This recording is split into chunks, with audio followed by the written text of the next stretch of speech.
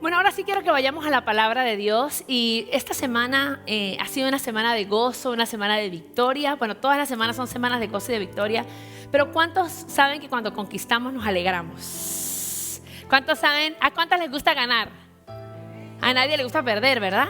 Y hoy quiero hablarte acerca de no perderás, no perderás. Y quiero iniciar contándote una historia, si me pueden ayudar, con una imagen de un deportista de boxeo llamado George Foreman.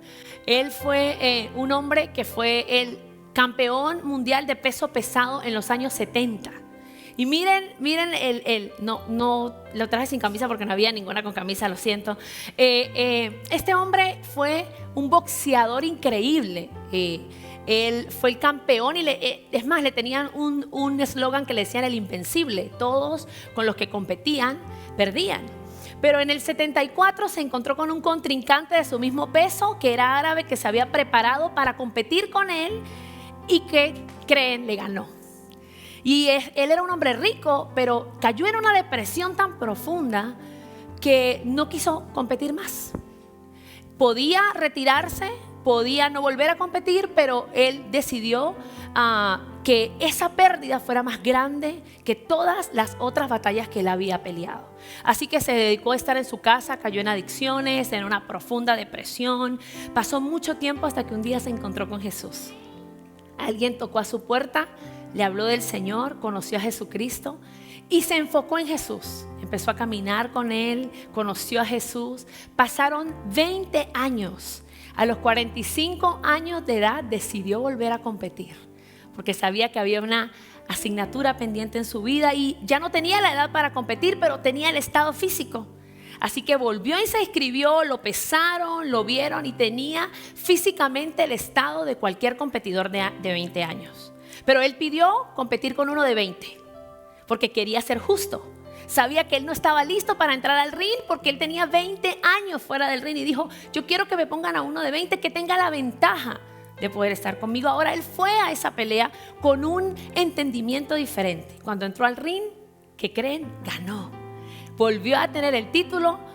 Y lo que más me impresiona de esta historia es que cuando termina la pelea, él se acerca a su contrincante, le da la mano, lo levanta y le da las gracias por asumir ese reto.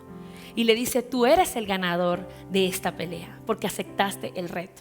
Cuando estaban en la rueda de prensa y le habían dado ya el premio, le preguntan que por qué tenía esa actitud. Y él dijo, yo ya era ganador antes de subirme al ring. En mi peor pérdida, yo obtuve mi mejor premio. Fue conocer a Jesús. Y mírenlo, ahora a sus 45 años entendía que estaba peleando una batalla distinta. La batalla de su vida, la de vencer los miedos a perder. Y muchos de nosotros estamos así. Yo quiero que vaya conmigo a la palabra del Señor en el libro de Marcos, capítulo 8. Y leamos del verso 31 al verso 38. Quiero que vaya conmigo, ahí si trajo su Biblia, y dice la palabra del Señor. Entonces Jesús comenzó a decirles que el Hijo del Hombre tendría que sufrir muchas cosas terribles y ser rechazado por los ancianos, por los principales sacerdotes, por los maestros de la ley religiosa, que lo matarían, pero 3 días después él iba a resucitar. Mientras hablaba abiertamente de esto con sus discípulos, Pedro, otra vez Pedro, lo llevó aparte y empezó a reprenderlo por decir esas cosas. Jesús se dio la vuelta, miró a sus discípulos y reprendió a Pedro y le dijo, aléjate de mí, Satanás. Ves las cosas solamente desde el punto de vista humano, no desde el punto de vista de Dios. Entonces llamó a la multitud para que se unieran a los discípulos y les dijo, si alguno de ustedes quiere ser mi seguidor, tiene que abandonar su propia manera de vivir, tomar su cruz y seguirme. Abandonar su propia manera de seguirme, Si tratas de aferrarte a la vida, la perderás, pero si entregas tu vida por mi causa y por causa de las buenas noticias, la salvarás. ¿Y qué beneficio obtienes si ganas el mundo, pero pierdes tu alma? ¿Hay algo que valga más que tu alma? Si alguien se avergüenza de mí y de mi mensaje en estos días, el Hijo del Hombre se avergonzará de esa persona cuando regrese en la gloria de su Padre con sus santos ángeles. Y hoy quiero compartirte de no perderás. Hay un pastor a quien admiro mucho por su trayectoria ministerial, por su vida, por su integridad, que tiene un eslogan que me encanta y es: con Dios nunca se pierde, con Dios siempre se gana. Y es difícil entender esto cuando en la vida nos estamos enfrentando a pérdidas. Y es lo que el Señor Jesucristo estaba diciéndole a sus discípulos. Les estaba hablando en un discipulado personal acerca del costo de ser uno de sus seguidores, el precio de ser un discípulo. Y es tremendo cuando te dan la mala noticia y te dicen: para ser mi seguidor vas a sufrir, vas a vivir circunstancias complicadas. Si te dicen eso en cualquier trabajo, ¿sabes qué? Aquí en este trabajo te vamos a tratar mal desde el día en que llegues. Tú no vuelves, tú no lo aceptas. Si te dicen: vas a tener esta casa, pero en esta casa vas a tener que meterle mucho dinero si la compras, tú no la compras. Porque nadie va a arriesgarse a perder. Todos queremos ganar, es una necesidad humana. Todos nacimos con ese deseo. Es más, usted pone a 4 niños de 6 y 5 años en un juego a competir y se pelean porque el instinto de competencia y de ganar es natural en nosotros. Queremos ganar. Pero el Señor Jesucristo está diciéndoles a ellos: va a haber un momento en que van a perder. Va a haber un momento en su vida en que van a ser desafiados a entregar cosas. Van a someterse a rechazo. Van a vivir quizás el vituperio de otros, las críticas de otros. En su vida de fe los van a criticar por seguirme. Pero no solamente eso.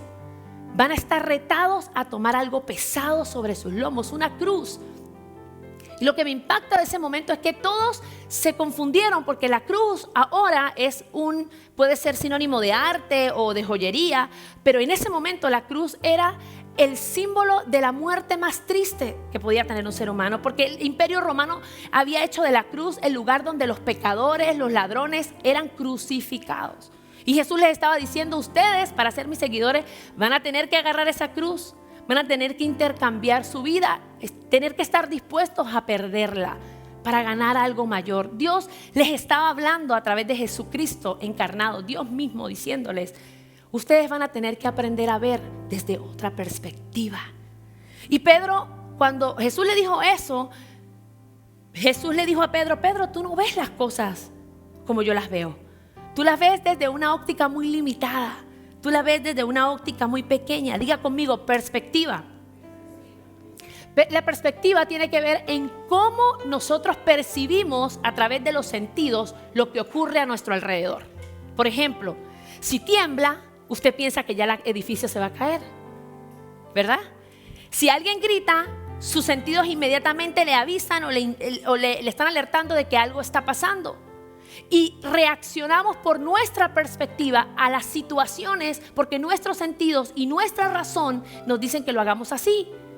Pero hay algo que Dios estaba por enseñarle a sus discípulos y quiere que tú lo aprendas hoy. Y es la cosmovisión, que se trata de ver las cosas desde el punto de vista eterno. Es ver las cosas desde la eternidad. ¿Y sabe qué significa cosmovisión? Es la visión eterna en cada situación y es entender el propósito en cada situación. Cuando tú aprendes a ver con los ojos de la cosmovisión, tú te estás poniendo los lentes de Dios. Porque donde hay derrota, tú ves oportunidades. Donde hay situaciones difíciles, tú sigues echándole ganas, te sigues esforzando. Y esto se trata de ver todo con un sentido de eternidad. Pero para poder entender esto, para poder sentirnos como ganadores en medio de una situación de pérdida, tenemos que comenzar a actuar o a entender lo que Jesús le estaba queriendo decir a ellos ahí. Porque hay 3 cosas que Jesús les dice a ellos importantes. Lo primero que les dice es: van a ser rechazados, luego van a tomar su cruz, pero les hace una pregunta: ¿de qué les sirve ganar por todo lo que se esfuerzan? ¿De qué les sirve ganar tanto dinero si en la eternidad no lo vas a necesitar? ¿De qué te sirve hacer tantas cosas y acumular tantas cosas si en la eternidad eso no lo vas a necesitar? Obviamente en ese momento ellos no lo entendían y quizás muchos de nosotros todavía estamos en la burbuja buscando las cosas de forma afanada y Dios está diciéndote: cálmate, no vas a perder si te detienes un poco a pensar lo que te quiero enseñar. Y yo quiero que vaya conmigo a Mateo capítulo 6, verso 33. Y lo que el Señor Jesucristo les estaba enseñando a ellos era: reordenen sus prioridades. Y creo que es un buen punto para comenzar hoy. Tenemos que reordenar nuestras prioridades. Mira lo que dice Mateo: busquen el reino de Dios por encima de todo lo demás y lleven una vida justa, y Él les dará todo lo que necesiten. ¿Saben que los únicos que buscan tesoro no son los piratas? Nosotros estamos por encontrar un tesoro mucho más grande si buscamos con mucha intensidad, con diligencia, con ímpetu, con fuerza. Si buscáramos con esa misma fuerza a Dios, como buscamos las cosas que pensamos que son prioridad, estaríamos mucho más bendecidos de lo que pensamos. Porque el Señor Jesucristo está diciendo, busquen el reino por encima. Es decir, en tu lista el reino debe estar primero. Y lo que pones de primero en tu vida es lo que importa. ¿Sabe que pensar así desafía nuestra mentalidad? Eso es cosmovisión. Reta tu razón. Pero ¿cómo voy a ver por encima de lo demás las cosas de la iglesia? ¿Cómo voy a ver por encima de lo demás mi relación con Dios? ¿Cómo voy a ver por encima de lo demás? ¿Cómo lo voy a ver como más importante si yo tengo necesidades? Dios está diciendo que tus necesidades estarán cuidadas si tú te ocupas de obedecer la parte que Él te encomienda, que busques su reino. Puede ser que en tus prioridades hoy no esté Dios, y no te estoy juzgando. En algunas ocasiones, sin darnos cuenta, Dios está en el tercero, en el cuarto, en el décimo, en el último lugar. Pero Dios te está invitando hoy a que para que en tus pérdidas tú puedas ver propósito, empieces a reordenar tus prioridades. Puede ser que tú perdiste el trabajo porque tú no has entendido que Dios te quiere enseñar a ser un mejor empleado. Si buscas el reino te va a dar herramientas para ser mejor empleado. Puede ser que perdiste la familia y Dios te está diciendo, busca mi reino para enseñarte a ser mejor pareja, mejor esposo, mejor compañero de vida. Puede ser que diga, mis hijos se fueron de casa, pastora, y Dios te esté diciendo, vengan a mí para yo enseñarte a ser un buen padre, a enseñarte a través de mi amor cómo tú lo vas a hacer.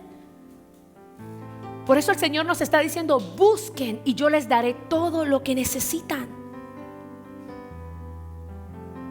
Cuando pasas tiempo con Dios, yo soy una convencida de que Dios es un Dios de detalles. Y cuando tú pasas tiempo con Dios, Dios se ocupa de cada detalle de tu vida. Dios se ocupa de cada detalle de tu vida. Esto es, empieza a tener más tiempo con Dios, con Jesús. Entre más tiempo pasas con Jesús, más claridad tendrás sobre lo que realmente importa en tu vida. ¿Sabes? Hay cosas que tú y yo vemos como importantes que en realidad no son importantes.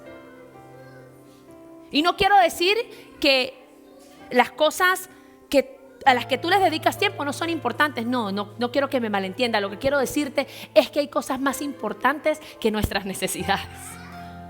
¿Sabes qué es más importante que tu necesidad? Tu salvación. ¿Sabes qué es más importante que tu trabajo? Tu testimonio en casa. ¿Sabes qué es más importante que todas las cosas externas? Tu relación con Jesús. Y eso debería ser un no negociable para nuestra vida. Pero eso solamente lo vamos a entender, esa balanza solamente va a pesar cuando pasemos tiempo con Jesús. No vas a perder si lo eliges a Él. No vas a perder si empiezas a reordenar tus prioridades. Lo que Jesús también les estaba diciendo era, calculen correctamente. Y esta me encanta, porque mire lo que dice Filipenses capítulo 3 del 7 al 8. Antes creía que esas cosas eran valiosas, pero ahora considero que no tienen ningún valor debido a lo que Cristo ha hecho. Este es Pablo. Pablo sacando cuentas de su vida y entendiendo que todos los éxitos, todos los títulos, todas las lenguas, todo lo que pudiera obtener, para él era basura. Dice, así es, todo lo demás no vale nada cuando se compara con el infinito valor de conocer a Cristo. Por amor a Él he desechado todo lo demás y lo considero como basura a fin de ganar a Cristo. Perdonen a Pedro, él era bastante directo y literal. Para él las cosas no valían. Quizás usted diga, pastora, yo no voy a llamar basura a mí. Mi trabajo no, pastora. No, está bien. Pero ¿sabes qué? Dale importancia a lo importante.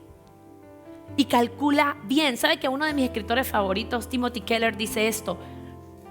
En el reino de Dios, todos vivimos en el reino del revés. vivimos en el reino del revés porque no calculamos ni podemos calcular como calculamos en la vida natural. En el reino los valores son contraculturales. Los últimos son los primeros. Los débiles son los fuertes. La grandeza está en el servicio. El que se humilla es exaltado. Dar es recibir y perder es ganar. Si tú comienzas a calcular desde la visión del reino, lo que tú perdiste es solo la oportunidad de ganar algo más grande. Y quizás lo que perdiste, que no regresó, es porque no lo necesitabas en tu vida. Pero cuando tú no calculas bien, entonces tú intentas que las cosas permanezcan, que las cosas estén, que las cosas mejoren, que las cosas se arreglen. Y no te estoy diciendo que seas diligente en arreglar las cosas que estén mal. No, ponte a cuentas con alguien si tienes conflicto. Si hay algo que sientes contra alguien, pídele perdón. Estoy hablando de las cosas materiales. No intentes ayudar a Dios. Y si estás calculando mal, hazte esta pregunta: ¿estás ayudando a Dios o estás dejando que Dios te ayude a ti? Y cuando yo me respondí eso, me reía. Porque muchas veces yo he intentado ayudar a Dios. Claro que sí. Queremos arreglar las situaciones, queremos cambiar a la gente, queremos que la gente entienda, que la gente aprenda como tú aprendes, que la gente hable como tú hables, que la gente se exprese, ame como tú ames. No es tu trabajo. Tienes que soltar en las manos de Dios y entender. Pierde esa batalla, pero gana la victoria, porque Dios te va a demostrar que está de tu lado. Y que con Él no se pierde, con Él se gana. Puede ser que estés trabajando horas extras, pero cuando vas a ver la bolsa, el dinero es el mismo. Y es tremendo porque calculamos y pensamos que nuestras fuerzas pesan más que las manos de Dios. En este mundo, nada más nuestras fuerzas es nada. Pero en el mundo espiritual, nada más las fuerzas de Dios son todo. Si tú comienzas a calcular a partir de hoy de esa manera, tú vas a comenzar a entender que el costo del discipulado es: suelta en Dios que Él se ocupará de ti. Esto se trata de descansar, es descanso. Y es difícil porque a veces creemos que tenemos el poder de tener todas las cosas en nuestra mano y lo voy a arreglar, y es que la matemática de Dios es tan diferente. Y la óptica de Dios es tan diferente, porque Él le dijo a Gedeón: guerrero valiente, y Gedeón estaba escondido guardando un poquito de comida. Era la visión eterna la que veía Gedeón como ese hombre que podía conquistar nuevamente el territorio que otro le quiso quitar. Empieza a verte desde la cosmovisión de Dios. Dile: Señor, dame una visión eterna acerca de las situaciones. Señor, hoy estoy pasando necesidad. Hoy estoy un poco corto, hoy tengo un problema familiar, pero yo decido ver desde la visión divina. Y yo quiero que ahí cierres tus ojos en un acto de fe. Y yo oro, Señor, en esta mañana, que tú nos des una visión divina, una visión eterna acerca de las situaciones. Que no veamos con la razón, que veamos, Señor, a través del Espíritu Santo. Que podamos ver el propósito en cada situación, Señor. Que donde veamos cenizas, puedas tú construir cosas eternas, sólidas, firmes. Y lo que se fue, Señor, hoy lo soltamos porque quizás no nos pertenecía. Amén. Enfócate en lo eterno. Y lo tercero que Jesús les estaba enseñando, que es complicado de entender, pero que con el pasar de los años lo aprendo y me doy cuenta mientras hacía esto y coincidía con el Señor en que hay tanta razón, y es que tenemos que abrazar el proceso. Abrazar el proceso. Jesús les dijo a ellos: tomen su cruz. Tomen su cruz. Y yo me imaginaba la imagen de Jesús abrazando la cruz. Y pensaba en el peso de la cruz, el dolor de su cuerpo. Pensaba en los discípulos. Todos los discípulos fueron mártires. Ellos murieron, unos quemados, otros crucificados de cabeza, otro murió aislado en una isla, asesinado. Muchos y todos, murieron. Y luego los discípulos de los discípulos murieron igual. Y esta historia, la historia del reino, es una historia que tiene matices de dolor y matices de victoria, pero si la vemos desde una forma literal, decimos no vale la pena, porque si voy a morir así, no quiero morir así. Pero ¿sabes qué es lo que hace esta historia interesante, especial, única y eterna? El proceso que vivimos, porque entre más dolor sentimos, más cerca está Jesús de nosotros. ¿Sabe qué dice la palabra? Que Él está cercano a los quebrantados de corazón. Cuando tú más herido, dolido, quebrantado estás, Jesús, su presencia está más cerca de ti. Y mire lo que dice el 34, el verso 34. Dice, después Jesús llamó a sus discípulos y les dijo, si ustedes quieren ser mis discípulos, tienen que olvidarse, esta es otra versión, de hacer su propia voluntad. Tienen que estar dispuestos a morir en la cruz y hacer lo que yo les diga. El proceso de abrazar, es parte del camino de fe. ¿Sabe que el dolor es inevitable? El dolor es algo inevitable, pero algo que entiendo de la palabra es que hay un dolor que destruye y un dolor que construye. Hay un dolor que duele y esclaviza, y hay otro que libera y te transforma. Y aprender a abrazar el dolor correcto nos permite madurar y comenzar a ver lo que Dios va a hacer en la temporada de pérdida. Si quiere, pregúntele a un quiropráctico qué tiene que hacer para que un hueso se enderece. Tiene que generar presión en el hueso, y eso duele. Y dígame si duele, dígame, Marlon. Vaya a una clínica de un quiropráctico y va a escuchar puros gritos. Y la gente está siendo reparada en el sentido físico. ¿Por qué? Porque sus huesos se están volviendo al lugar. ¿Qué es lo que te está doliendo pero te está transformando? ¿Qué es lo que te está doliendo, que te está cambiando, te está mejorando? Y tú, con el pasar del tiempo, el dolor no se va, y tú dices, pero ¿por qué no se va? Pero ya hablas diferente, tienes más fe, oras más, estás más cerca de Dios, vienes a la iglesia. Te está transformando el dolor correcto. Y eso es lo que Dios espera. No te va a quitar el dolor mientras el dolor te transforme. En el camino vas a entender que ese dolor cambió, porque el Espíritu Santo estaba ahí siendo bálsamo. El año pasado, yo creo que yo experimenté un dolor que yo no quise enfrentar. Por 4 años estuvimos sirviendo en un lugar donde yo pensé que nos íbamos a quedar por mucho tiempo. Cuando tú plantas una iglesia, te abro el corazón, tú tienes muchas expectativas. Y comienzas a caminar con 5, y cuando vas 2 pasos ya hay 4. Puede ser que se haya ido 1 y luego 7 y se suman 5.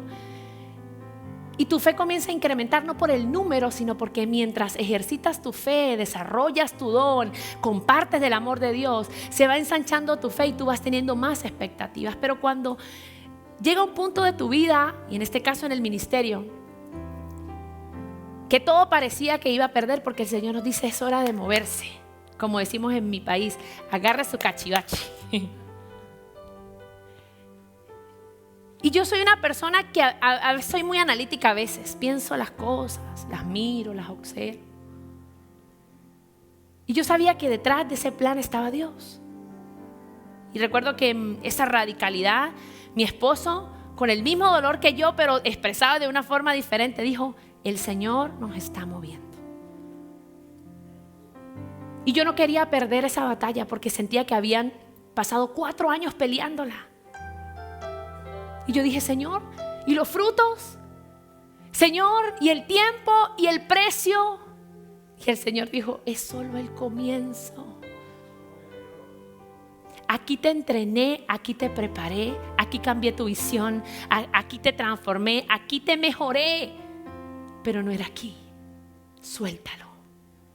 Y como un bebé, cuando se lo quitan a uno, que uno lo acaba de dar a luz, usted quiere ese bebé sobre su pecho y que nadie se lo quite. Pero cuando Dios te arranca las cosas, es porque Dios va a poner cosas más grandes en tus manos. Y yo sentía al Señor diciéndome, dámelo. Me lo pidió por las buenas, pero me lo quitó por las buenas.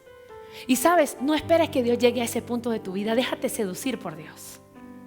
Cuando Él te pida cosas, cuando Él te pida su tiempo, cuando Él te pida tus dones, cuando Él te pida que lo intentes otra vez, cuando Él te pida que vengas a llenarte de su presencia, no esperes que Dios te traiga arrastrado. No, ven, deleítate en Él, porque te está preparando para las batallas que vas a ganar, aunque tú sientas que estás perdiendo el tiempo. Hoy puedo decir, después de 1 año y unos meses, que el Señor ganó, no yo. Primero, porque hizo que rindiera mi voluntad a Él. Y segundo, porque me demuestra cada día que escoger hacer su voluntad es ganar. Es ganar. Dios quiere que te sientas un ganador, pero no en tus victorias personales, no, en hacer su perfecta voluntad. Vas a sentir que vas a morir en ese proceso, pero ese dolor te va a transformar y te va a sanar.